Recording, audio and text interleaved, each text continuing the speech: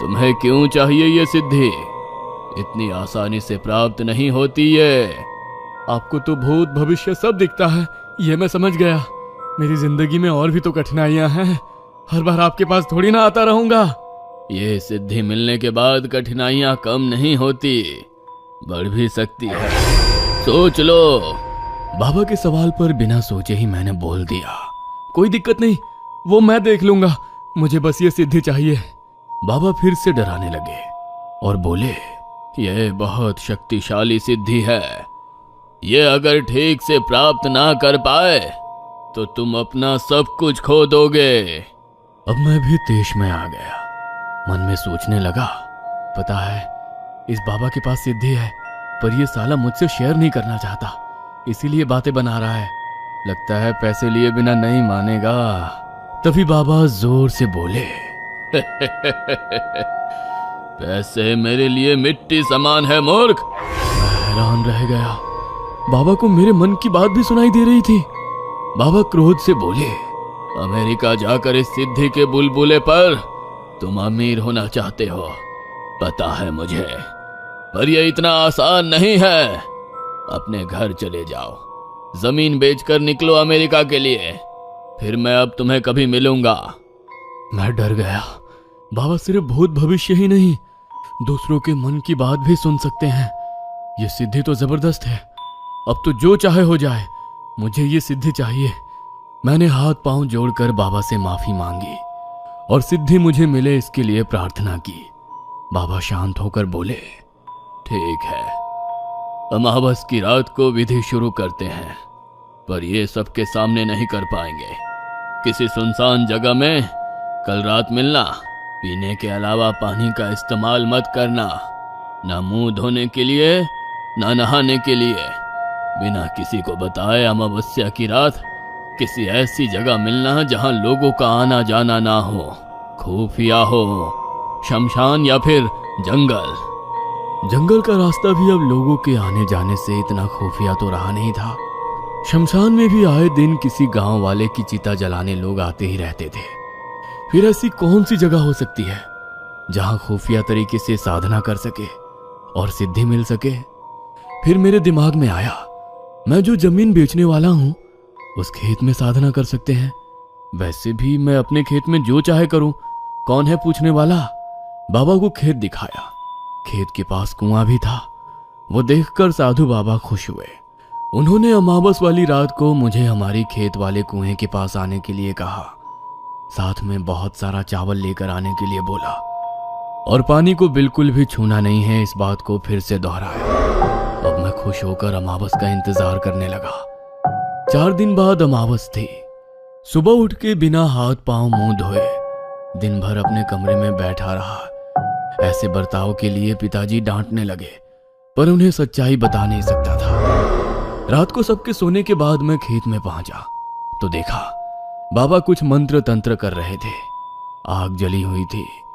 बहुत सा सामान रखा हुआ था, जिसमें इंसान की खोपड़ियां थी, राख थी, एक नवजात बालक की लाश थी, कुछ अजीबोगरीब पत्थर थे, फिर किसी जानवर का मांस, कुमकुम और ना जाने क्या कुछ था। उन्होंने एक आधी टूटी खोपड़ी में खून भर दिया। यह खून इंसान का था या जानवर का, यह मुझे समझ नहीं आया। मैं तो वो सब देख के ही डर गया था। एक पल के ये भी सोचा कि यहां से भाग जाऊं कि तभी बाबा ने पूछा, क्या तुम सच में यहां से भागना चाहते हो? मैं ये सवाल सुनकर चुप हो गया। बाबा ने फिर से मेरी मन की बात सुन ली थी। बाबा ने कहा, अगर तुम ये नहीं सह सकते तो अभी बता दो, क्योंकि साधना शुरू होने के बाद बीच में रुक नहीं सकते और पीछे मुड़ भी नहीं सकते। इसका असर ज्यादा भयानक हो सकता है। मैं सोचने लगा, मेरी जिंदगी अब पटरी पे आ रही थी। अमेरिका का वीजा मिल गया था, पैसों की प्रॉब्लम खत्म हो गई थी। इन सब में पढ़ने की जरूरत नहीं है, क्या इस चक्कर में पढ़ना चाहिए? बाबा ने फिर से कहा, जरूरत तो बिल्कुल नहीं है, तुमने ही जिद की, इसीलिए मैं ये सिद्धि तुम्हें देने आया था।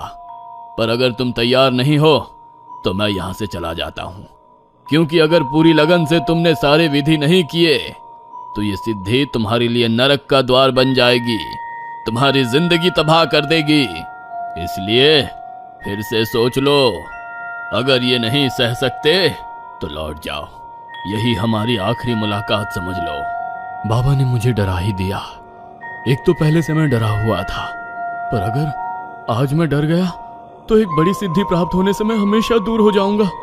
लोगों के मन की बात जानना, उनके भेद जानकर उनसे अपनी मर्जी अनुसार काम करवाना, उनका भूत भविष्य जानकर उनकी जिंदगी पे कंट्रोल करना, इतनी ताकत देने वाली सिद्धि को मैं नहीं जाने दे सकता।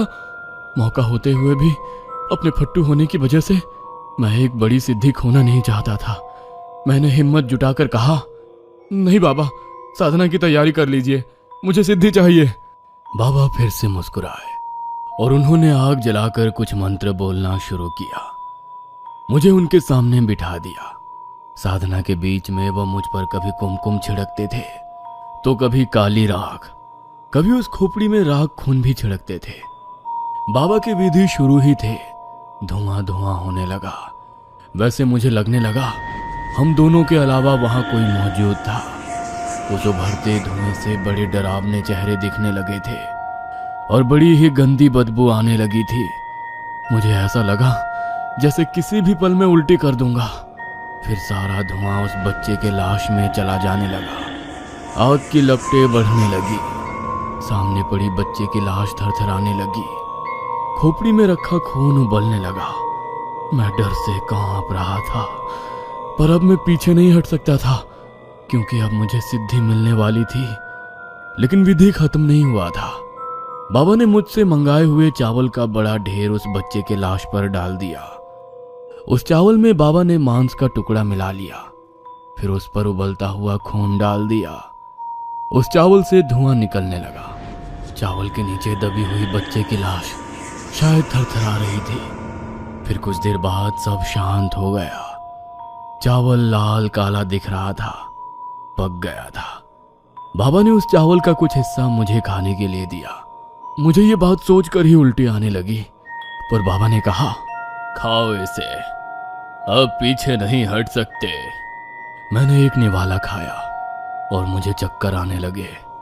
बाबा ने फिर से चावल के कई सारे हिस्से कर दिए और कहा, आधा हिस्सा तुम हर रोज सुबह शाम खाते रहना, इसके अलावा तुम कुछ भी नहीं खाओगे।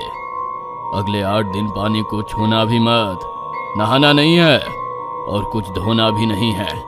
और ये चावल का दूसरा हिस्सा है, वह हर दिन थोड़ा थोड़ा इस कुएं में डालते जाओ और देखो मछलियां कैसे खाती हैं। जिस दिन मछलियां चावल को मुंह लगाना बंद कर देंगी, उस दिन समझना तुम्हें सिद्धि प्राप्त हो चुकी है। यही हमारी आखिरी मुलाकात है, फिर हम कभी नहीं मिलेंगे। ये कहकर बाबा जोर जोर से हंसने लगे। मुझे चक्कर आने लगे और मैं बेहोश हो गया। सुबह जब जागा तो आसपास कुछ भी नहीं था, ना वो बाबा, ना उनका कोई सामान, बस दिया हुआ वो गंदा चावल सामने पड़ा हुआ था।